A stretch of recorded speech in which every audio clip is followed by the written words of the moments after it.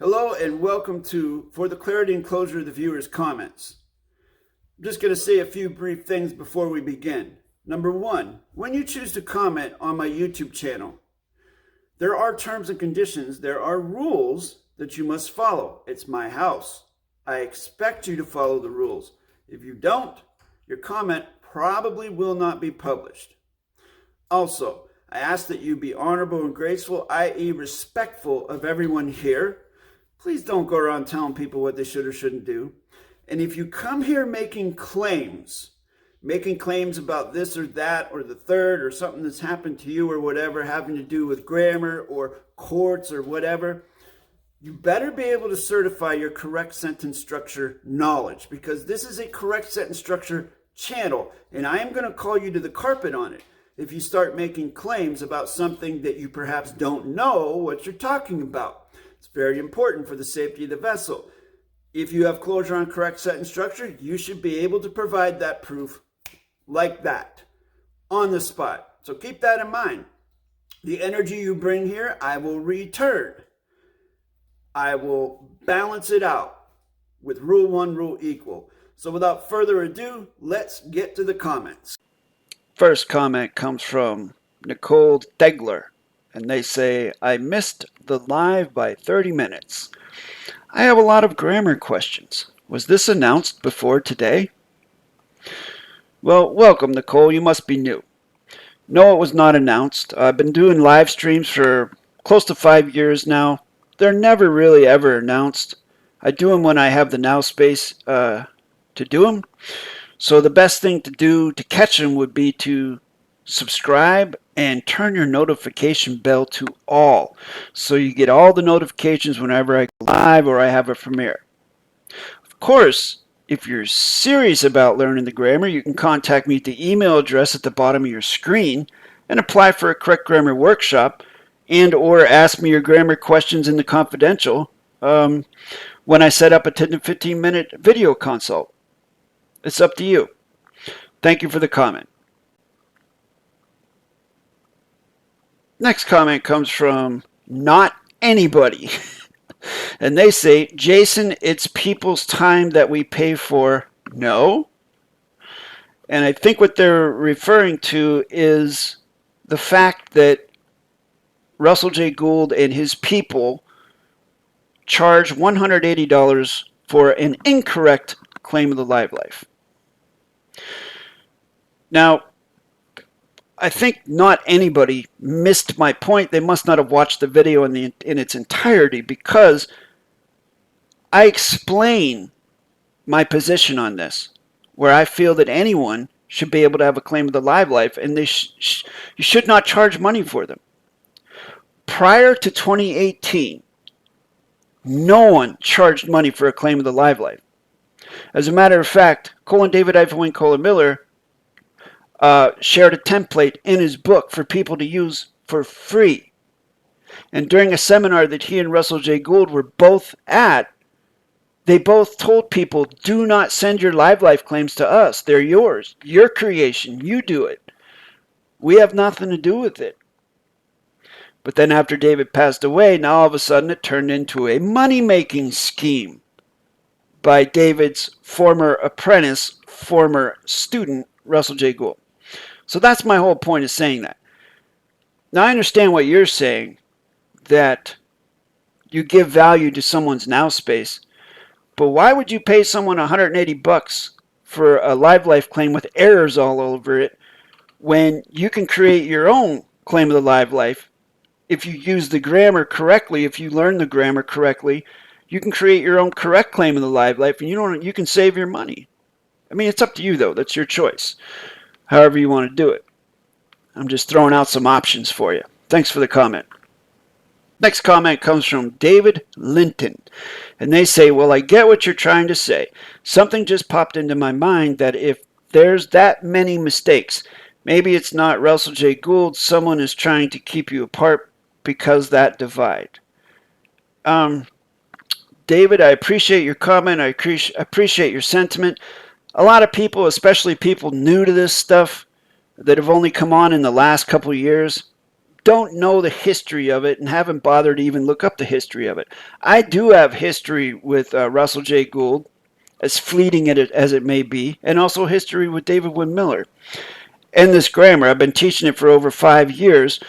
I did try and make the attempt to work with this Russell J. Gould character, but I'm so glad that it didn't work out, because, geez, I don't want anything to do with that guy. I have no volition with joining together with anyone that behaves the way that guy does. That's the long and short of it. And actually, even more long and short of it is the grammar. I use correct sentence structure, communication, parsing, syntax, grammar. I can certify the grammar that I use in over the 500 grammar videos on this channel. I can certify it to anyone if they want to do a workshop with me, or if they want to apply for a workshop, or if they want to do a consultation with me. I go live so people can ask me grammar questions to put me on the spot to test my knowledge. So I am 100% confident in my grammar knowledge, and that's why I do the things that I do. On the other hand, you have this RJG guy who won't even go out in the public anymore. You can't even, no one can contact him. They have to go through an intermediary. And again, this is stuff that is probably you know nothing about if you're new to the construct. Back in the day when David-WYNN Miller was alive, he had his cell phone number on his website, his email address, his home address. You could contact the guy. You could reach out and touch the guy. And I spoke to him on the phone in the last year of his life and was blessed to have been in contact with him. This RJG guy, however, is the direct opposite of that. But I'm just giving you a little history lesson there. And then David says, I'm kind of skeptical of the whole thing. I guarantee a lot of people are. But the grammar and sentence structure is something that we need definitely to get behind. I'm not sure I agree that a lot of people are skeptical of the whole thing, but I guess I have to know what you mean by the whole thing. Do you mean the RJG thing, or do you mean quantum grammar in general? I'm not sure. I'm kind of with you, brother. I don't need to pay for... If what he says is true about bankruptcy and capturing our flag. Well, whether it's true or not, it doesn't matter, because war negates contract. And when you capture something, that is an act of war. And war negates contract. And bankruptcies and those types of things are all fiction concepts. Nothing to do with correct sentence structure, nothing that I care about. Then, do you have anything I'm willing to do is give my life? Do you have anything? Then do you have anything? I don't know what that means. I'm willing to give my life for this country for what it stood for. What did it stand for, David? This is an issue that I have with people that come in and talk about Constitution and what the country stood for. What did the country stand for when the Native Americans were being genocided? Like, my wife is Native American. She's Mohawk and Algonquin. All right? This country's system was built upon genocide. It's rotten from the beginning. So I don't know what you mean when you say what the country stood for. You mean the country that stood for genocide, for conquering, for stealing land and things like that? I mean, I don't know what country you're talking about. Now, please don't take this personal. As I said at the beginning of the video, I'm just sharing with you, you got to play the tape the whole way through. The whole way through. Before you start attaching yourself to movements and things that you support. I support autonomy and correctness. And the form that takes with the position of peace, neutrality, balance of balance of honor and grace, and maintenance of rule 1, rule equal. That's what I support and I'm willing to give my life for. I will not support a construct that was rotten from the beginning, built on genocide, and continues to perpetrate bureaucratic slavery. Just can't get behind it. Thanks for the comment, though. Keep coming back. Next comment comes from Sean Daniel Taylor. He says, "Hey Jason, I just love your RJG reaction videos, man. Love your humor and sarcasm and really just telling it how RJG is a complete buffoon and talks total crap. Funny." Well, I appreciate your kind words. I appreciate that you like the videos. I appreciate your membership. Now, I would never go so far as to name call anyone, but of course that is your choice to do so. And thanks for the humor. Next comment comes from Brandon Seawall, and they say, "Jason, when making a claim, should your name, the authority, be in all caps, or should your name always be read like your autograph? Jason, I have Matthew Cone Glass." This is a fellow that I think I did a workshop with a year or two ago, and this question surprised me. It caught me off guard simply because I mean, someone at that level that's been studying for that long, you wouldn't expect a question like that. So I challenged Brandon to find the answer for themselves. And I gave a couple suggestions about it. Because I feel that, you know, most people will learn better if they do the work themselves than for me to just hand it to them. And this was their coolie on a back. They said, "Always use your correct name autograph whenever it is written," claim state. Now, that's not 100% correct. You don't always have to, but if you're going to contract using your correct name, the name on your live life claim, you wouldn't capitalize it. You would write out the name exactly as it appears on your live life claim. Just like if you get something through the mail and you see on the address line who the letter is addressed to, the name on that envelope has to match the name in the letter inside the envelope. Otherwise, it's mail fraud. Things have to line up as a continuance of the evidence. Why do you think when you create a claim of the live life, your live life claimant name the copyright copy claim name has to be on the envelope that you're mailing it to when you mail it to yourself? So you provide a continuance of the evidence. What's inside the envelope matches the outside of the envelope. Same thing with the address, the correct address and all that stuff. So it's a continuance of the evidence. And now, Brandon, to look at your grammar, you have "for the" and then colon claimant's knowledge. You wouldn't have a colon in front of claimant's knowledge. A colon represents position loadial phrases. So what you've basically written is for the claimant's knowledge. You've put "for the" twice. And then you have of the facts. So you don't need the colon there. It would just be "for the claimant's knowledge of the facts is," and then with the, and then you have with the. But good on putting the particle of negation ing in brackets. Appreciate that. So if you just take the colons out, it would read fine. It would say, "for the claimant's knowledge of the facts is with the correct case and style by the," and then you would take that colon out as well, "by the Brandon-Phillip," and then you wouldn't have a colon space Sewall because there's no underlining capability on YouTube. So what I do is I would put a bracket after the P in Philip and then before the period at the end so that colon space Sewall is in brackets. So that way it maintains the correctness and that colon does not mess with the positional sequencing. Hope that makes sense, Brandon. If you want to continue or complete your correct sentence structure training, contact me at the email address below. Thank you. Next comment comes from someone named :knowledge::life. And they say, "Hi Jason, I write in brackets and I am using a translator because I do not speak English. I live in part of this land that is called in fiction Spain. I love your videos. Your work is excellent. I'm here to thank you for your gift that are your videos. They are very good and you are an excellent teacher." Thank you very much. I appreciate that. "I followed the steps to verify the word comprehend and use the tool you use your etymologyonline.com and verify that what you substantiate that con is a prefix that has the meaning of together or is positive to contract, and then pre is another prefix that has the meaning of before or is a word that does not contract, modifies or sickens the word because it is not in the space now, and according to your explanations is what we are contracting with something that does not contract."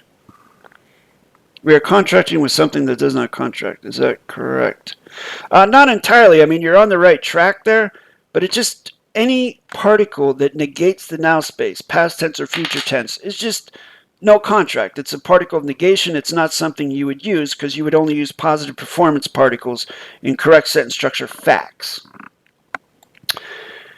That is, we have something positive that is the prefix con with a negative that is pre-correct. My humble question in using my logic of seeing the whole is the following. If quantum grammar is a technology that uses mathematics to quantify, if I have a positive prefix and a negative prefix in theory, they must cancel and give a result of 0, so it does not affect the word. Well, if it's 0, then it doesn't exist, so it does affect the word. There is no word if there's a particle of negation in there in that context. There's only a humble and neutral analysis of all or 1 equals 1. No, it's 1 and 1 equals 1. One word, one meaning. You are the master, and I'm visualizing the geometric field that you comment so much in your video to know your answer. Continue with that excellent work. Your videos are fantastic. Almost all my knowledge comes from these videos. I wish you all the best. I walk with honor and grace with the morality and the humility of my being for the development of my knowledge of correct sentence structure. Knowledge of life, whoever you are. If you don't mind sharing your correct name for maintenance of Rule 1, Rule Equal, that would be awesome, but of course it's not necessary. I give kudos to your translator. It doesn't seem like you're using Google Translate. Although you might be, because there are a couple awkward things in that. But whoever your translator is, kudos to them. Next comment comes from Dilly Dilly. And they say, do you file this when you authenticate your birth certificate, or does it matter of the order when I file this? I'm filing UCC1 and all that. I assume I can file live life claim anytime. Well, Dilly Dilly, first of all, authenticating a birth certificate and filing UCC1 has absolutely 0 to do with correct sentence structure in a live life claim. What you're talking about is fiction. It's fiction babble, fictitious conveyance of grammar. UCC1 is fictitious conveyance of grammar. Authenticating a birth certificate is fictitious conveyance of grammar. So, yes, you can file a live life claim anytime you want to, but what do you mean by file it? I'm not sure I know what you mean by that. You wouldn't file it the same way you file a UCC1 or anything like that. Unless you're talking about acquiring a registered number. Other than that, what you're talking about is complete fiction construct. However, Dilly Dilly, if you'd like to learn correct sentence structure, communication, parsing, syntax, grammar, you can contact me at the email address below, and I'll set up a 10 to 15 minute video consultation where you can ask me whatever you want to, and we'll see if you're serious about learning the grammar. Although it doesn't seem like you're interested in the grammar so much as maybe, some other things. I don't know. Just a guess on my part. Next comment is from Sarah S., and they say, love how you four-corner your replies. Yeah, that definitely has meaning. Yes, of course it does.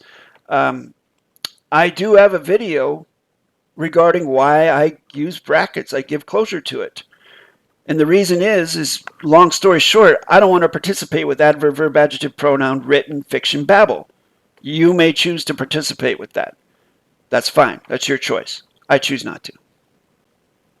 Next comment comes from member James Alexander, and they say, I did not know David-WYNN Miller, so I hold no position to speak on his behalf. Also, I do not know Russell J. Gould, so to call him sly and dishonest in private would be an assumption. However, I genuinely enjoyed listening to David speak. His humor and his mannerisms reminded me of my grandfather. I assume David's knowledge to be far greater than publicly shown. That is an assumption. And with correct sentence structure, we don't assume anything. Within his humor and wonderful storytelling wear breadcrumb trails, but the lips of wisdom are closed except to the ears of understanding. From my perspective, I presume, another presumption, based on Russell's public conduct, he does not hold the same goodwill and volition as I assume David did. Displayed via David's conduct and treatment of others, Russell's public shaming of David really speaks volumes. I agree. 100%. Volumes. Again, just an assumption. Covering the tracks of malicious behavior to validate one's reasons is not honorable or graceful, whoever it may be. Hope you're keeping well, Jason. Thanks always. You're very welcome, and thank you for the thoughtful comments that you leave and for your membership, James. It's always a pleasure to read your comments. Next comment comes from Chance Whitall, and they say, where do I learn syntax grammar? I've followed RJG for a few years, and I'm still clueless on where to go. Any help? I mean, comments like this just boggle my mind. He says he's been following RJG for a few years. So if he's been following RJG for a few years, then he would have to know about the Syntax Learning Center, the little platform that RJG's cult followers run to charge money to participate with their little school system over there with their quantum gobbledygook. Okay, that's number one. Number two, this guy is commenting on a video that I did on a channel that has over 500 correct sentence structure videos on it. And I do mention that in just about every video, including that one. So this tells me that Chance Whitall did not watch this in video in its entirety. Because at the end of the video, I definitely offer to those who are serious that they can email me and apply for a correct grammar workshop that I teach correct sentence structure and have done so for over 5 years. And I talk about the 500 videos. But this guy or girl didn't bother to watch the whole thing, and that's something that I guess I don't know how old they are, but this generation just seems to, they agree to contracts without reading them. They don't listen. They don't pay attention to, they can't watch an entire video, and so they don't get the whole story. And then they go and start opening their mouths, and they could answer 99.9% of their own questions. Like this guy could have answered his own question if he'd have just taken the time to watch that entire video and just take a cursory glance at my YouTube channel. But no. People these days just, for whatever reason, don't do that. It's almost like they're helpless. Well, Chance, I hope you don't take this too hard. And, well, if you need help learning the grammar, email me, please. Thank you.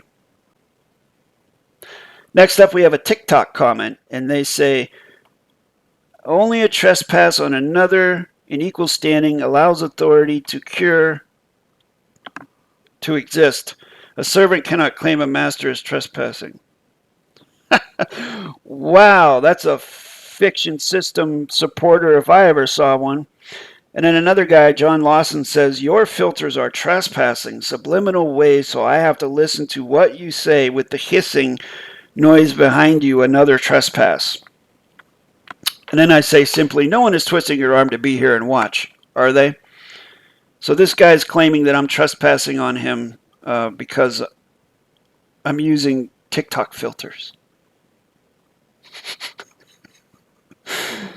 I could go into a whole spiel about terms and conditions and blah, blah, blah. But I think it's enough to say that no one twisting that guy's arm to be there, so there is no trespass even possible in that scenario. Here's a comment that I found on another video on another page from our old friend, Keeper of the Keen Bean. And they say, for the likeness of the turtle movement is with this postmaster's healing by chief's mechanisms and each postmaster's self-countable actions. Now, this wouldn't be a bad sentence if they didn't use the particle of negation, ing, and they hyphenated their compound facts. So we have and each postmaster. So it is by chief's mechanisms. There's no lodio in between by and chief. So that throws the whole thing into adverb, verb, adjective, pronoun. But if you put by the chief's mechanisms, and you would have to have by the postmasters or by each postmasters. So little grammar lesson for you there, keeper of the keen bean, although, you know, this is certainly demonstrative of the knowledge level you've gained from RJG and his teachers. I don't think I have it down quite yet here. No, you don't. I think I'm a little more focused on learning the history and most practical bringing people into the fact. Well, in order to bring people into the fact, you have to know what a fact is and be able to produce a fact yourself. You can't bring people into a fact if you don't know how to present a fact yourself, keeper of the keen bean. But being completely honest, I'm still really just a bit of a matrix stuff junkie. I want to help myself because all the times that I go outside of myself, things start to hurt more. All I know is that it's time for me to go back to the basics once again. Be accountable and keep doing the best I can to learn more. Learn once I'm back in a stabilized environment on the wheel of karma spins while we continue learning of the now time together. Pre and post apologies for one's actions don't seem to factually matter in the now time, but since I'm writing in fraudulent babble grammar, I give you my preemptive and post apologies for any kind of turbulence induced by the self in some kind of now time spash for the gratitude. Wow. When you go into this construct, you will see people writing like this. Like, it's fascinating. But, you know, keeper of the keen bean says that they are focused on learning the history and bringing people into fact, but history is non-certifiable, so it doesn't really matter. And how can you bring someone into a fact if you don't know what a fact is or you don't know how to create a fact? So that's kind of a dilemma, keeper of the keen beaner. And the final comment comes from TikToker, and they said, we're at war, Nancy. And this was on a video that I did where I proclaimed my position of peace and neutrality. And then they said, we're at war, Nancy. And so I gave Cooliana back. I said, speak for yourself, Nancy.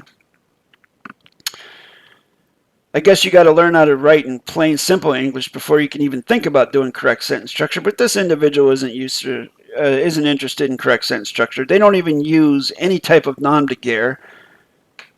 They certainly don't use their correct name. And the ad hominem, and they name call, and I could go on and on. But this is about the long and short of TikTok. Although I do have over 800 followers now, I think, on TikTok, 800 subscribers, so I'll be reaching my goal of 1,000 pretty soon. But I don't think I've gotten maybe 1 or 2 people that have actually contacted me from TikTok, and they seem to have great trouble with my straightforwardness and my bluntness. They have problems with it for some reason. So I'm trying to accommodate that type of TikTok personality so that I can perhaps bring the ones that are really interested in grammar into the fold and get them over that hurdle so that they can participate with the geometric level playing field. But hey, we'll see. It's a learning process for me as well. If you'd like to learn correct sentence structure, communication, parse, syntax, grammar, contact me at the email address listed at the bottom of your screen. I will set up a 10 to 15 minute video consultation between you and me. You can ask me whatever you like, and I'll do the same, and we'll see if this is something that you're prepared to commit to. If you'd like to support the channel, click on the Join button underneath this video. There are 2 tiers of membership. The second tier has access to exclusive content not available to the public. Once again, thank you for watching. Hit the subscribe button, hit the like button, turn the notification bell to all so that you don't miss any of my premieres, because I do post on a very consistent basis. There are over 500 correct sentence structure videos for you to study on this channel. My gift to you, my fellow mankind. Thank you again, and I'll see you in the next one.